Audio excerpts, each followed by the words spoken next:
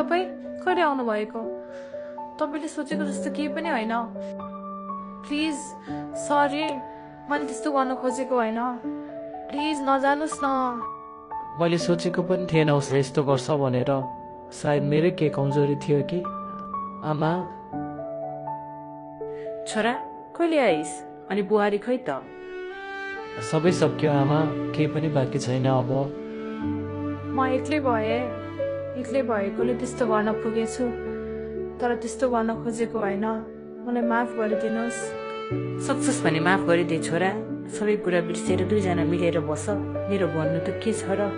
होइन आमा, मैले जे देखेँ अब त्यो म बिर्सिन सक्दिनँ कहिले पनि। मलाई त लाग्थ्यो तिमी उसलाई बिर्सेर मसँग हिँडेको होला, तर तिमी त उसको पछि पछि गयो। अब म पनि तिमीसँग बस्न सक्दिनँ।